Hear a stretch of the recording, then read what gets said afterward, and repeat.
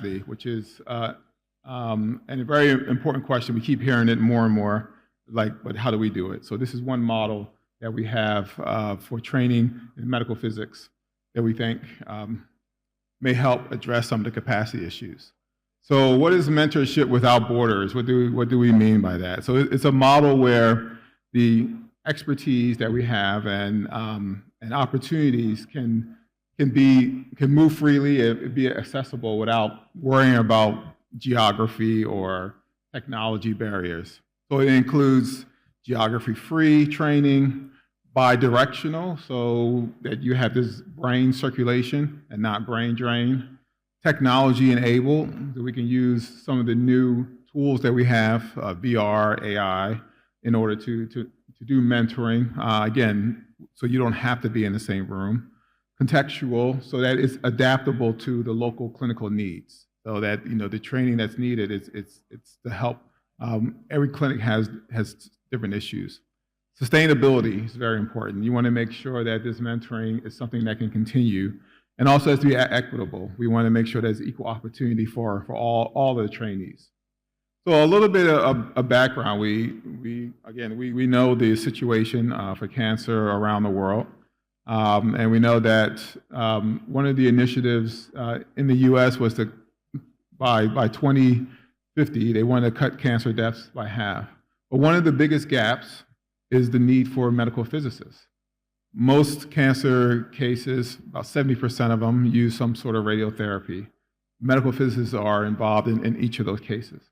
So we did a survey some time ago where we looked at different regions and we asked the question. This may be hard to see from where you're sitting, but the point I wanted to make is that the longest line you see is training. Across the board, is that everyone believes that training is the need that we have. So just looking at medical physics programs, some of the ones that exist now for training programs. If we look at the Mayo Clinic program in Germany, program in Japan, IEA, they all have different aspects to them. The one at Mayo Clinic is just in the US. It's a 10-week program. It's for our undergraduates. And then you have some different models where you may have 1 or 2 weeks, you may have 3 weeks, but they all have their different strengths and they all have their weaknesses also. But really, we need a program that really can work in country, and also something, again, that we can have as continuous training.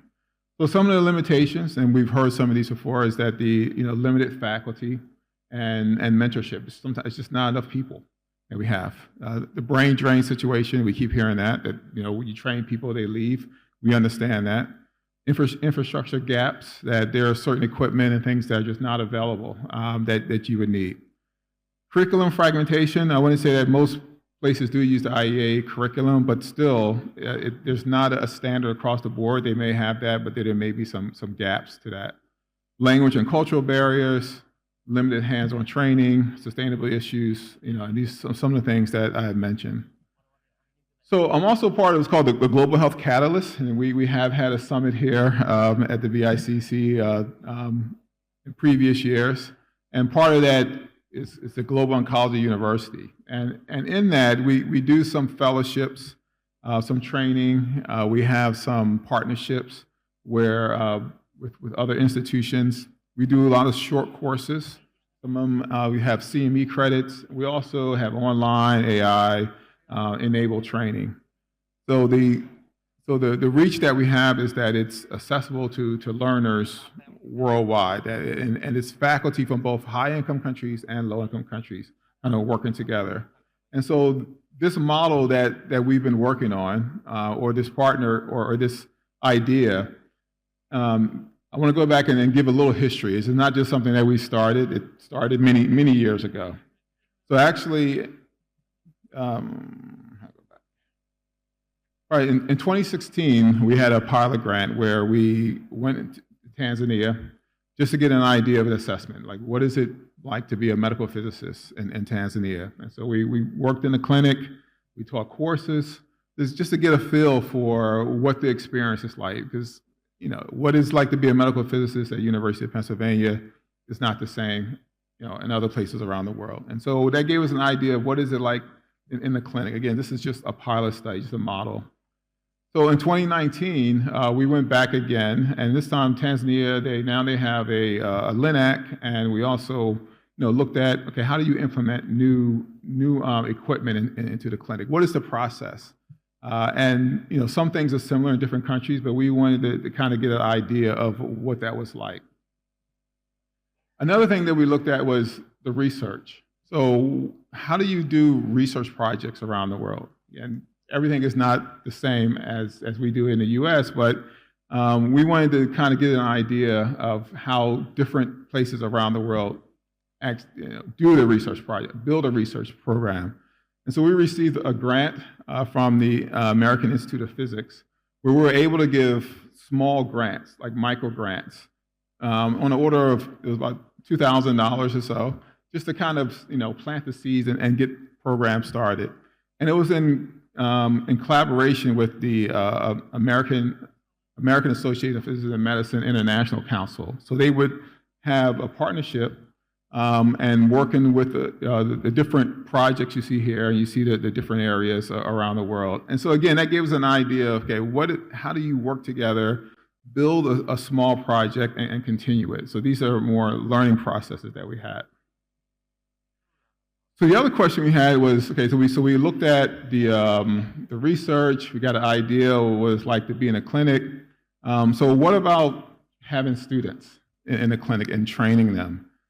So one other pilot program that we started, and it's still ongoing, was that our medical physics students, they all have to do a clinical practicum. It's part of their curriculum, right? And so usually they have a choice of one of our other locations in the US. So what we did was that we created a clinical practicum program in Ghana. But if they went to Ghana and did their clinical practicum, they received the same credit. The curriculum is the same, whatever education that they had in the US, exactly the same program in Ghana. But it was in Ghana. So how do you actually create something like that? And so we developed that, working with 4 different centers in Ghana, 3 of them cancer centers, one more of a diagnostic center. And here is just some pictures of our students at Penn with the students from Ghana. And so again, this was a course for credit. This went for the graduation at University of Pennsylvania, and it's a CAMP accredited program, and this was accepted. And so we kind of figured out this is how you would do this for sending students.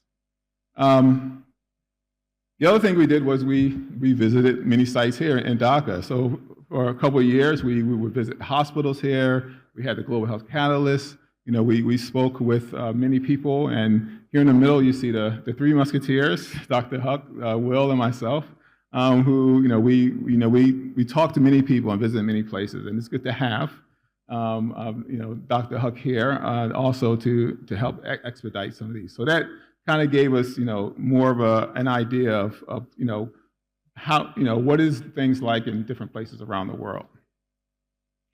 So we also wanted to look at, we keep hearing AI, VR, all these other things. So how do you implement these new tools into the clinic? We always say, like, it's not just you just go in and start it. It's a process.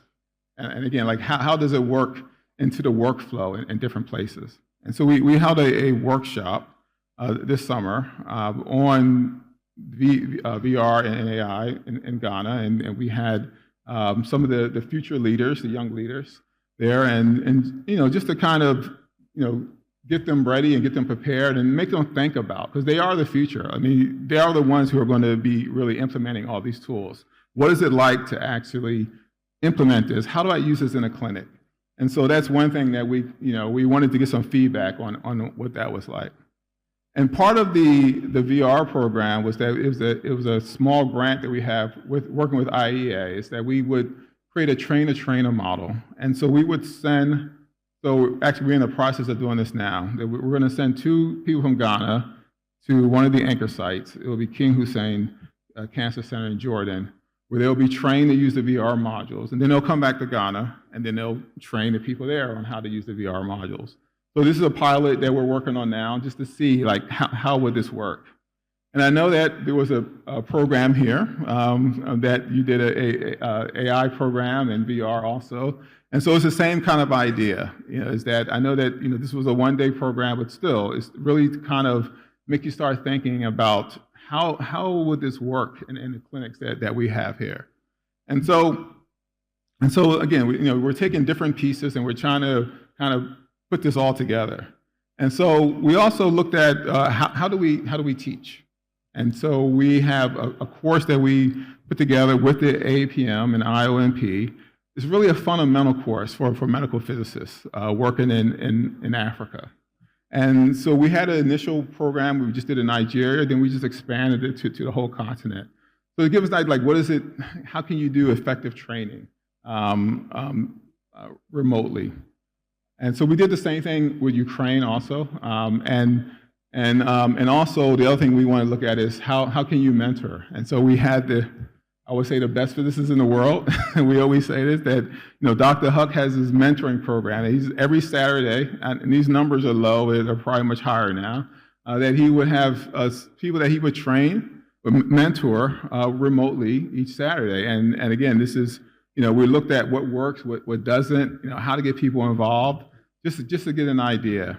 And one good thing is some of the feedback that we have received, especially from our teaching program, is that for the program in Nigeria, we actually won an award for a medical education innovation from AAPM in 2024.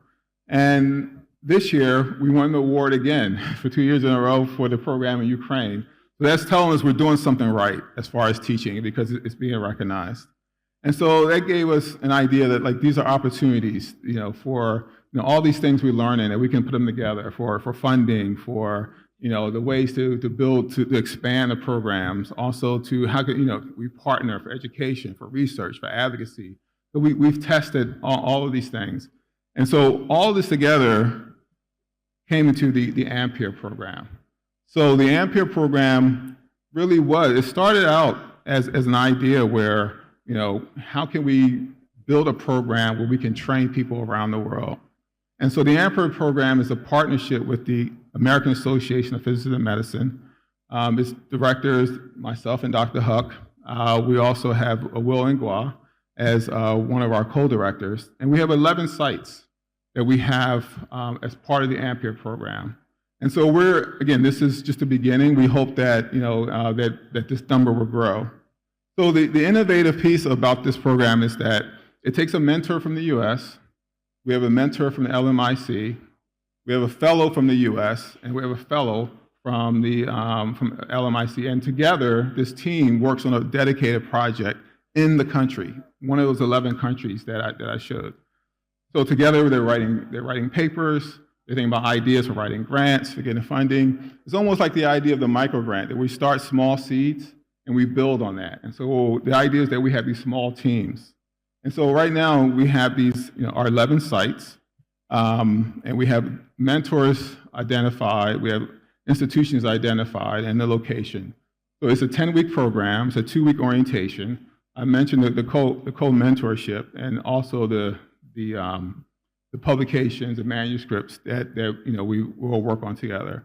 And so I'm happy that Dr. Kamal is available to be a mentor for us. We actually are going to launch this program next year. So next year we're going to start the program here in Bangladesh as one of the countries. And we're discussing projects that we want to develop. The AI and VR is an ideal one. It's something that, again, we can plant the seeds on that and build on it. So it's not just that we come in, do a project, and leave, but we come in and we start to build something where we're building research capacity. And so this is just a map of where the AMPERE sites are now. And the red are the countries that we're going to start with. The other ones in the blue are countries where we say that's the secondary. There's still some more development that needs to be done. But you can see we are really touching many places that you always see the dark colors on the map. Latin America, Southeast Asia, Africa. These are places that you need this program. And so I'm happy to say that this grant was just recently awarded, $1.5 million. This is over 5 years. So we have the money. We're going to start this program next summer, and we're really excited about the impact that this can have. just looking at some of the recruitment from the AAPM. So for the APM, we have about 15% of the APM are residents and students. And so we have this pool of students that we can pick from. And there's a lot of excitement, and a lot of students are interested on both sides. Another thing we have as part of the mentoring is a peer-to-peer mentoring model. This is another program that we piloted while we were in Ghana, is that the students from UPenn would meet with the students from Uganda, and they would just meet together. So it was almost like the students encouraged each other. They shared experiences, and so we want to take this and do this in each country, to have a peer-to-peer. So if we go back and look at the map, you think that this whole map would be a whole network of students that we can build, that they can have interaction between each other. They can learn from each other. Again, this is the future.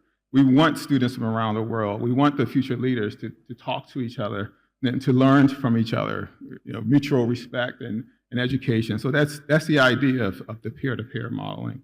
So the program, again, we just received the funding. It's a little late because we had to do some revisions based on some current things that are happening.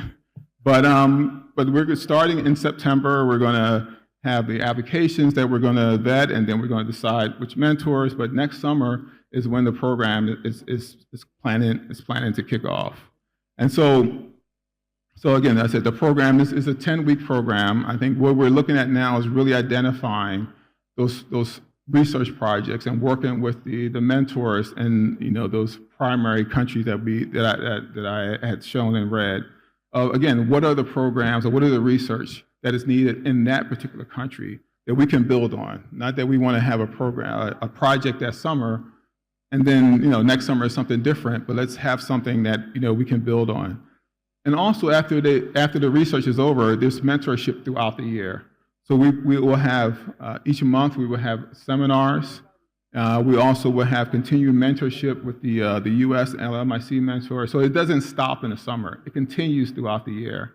And hopefully, again, we want to build on that. So next year is another cohort, and eventually, you want to start having more papers, more grants, and then really, build up the things that you need for your center or your hospital.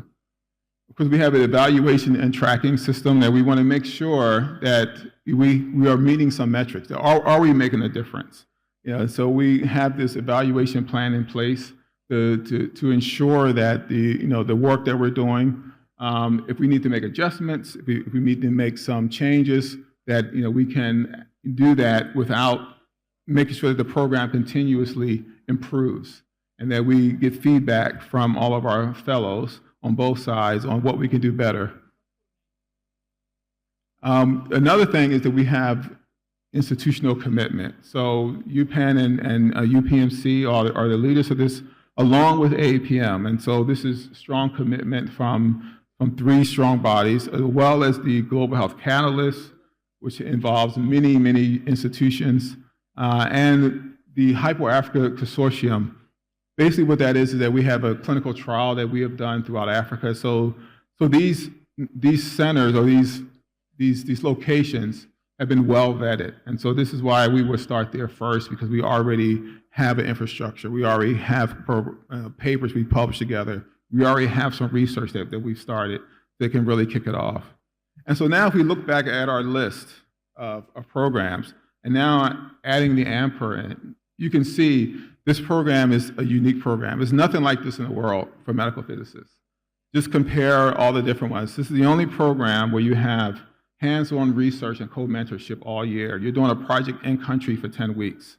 It's, I said, there's nothing like this. And I think this is really exciting to be able to launch this in Bangladesh next year also as one of the countries, because we can see like the opportunities that can come from this.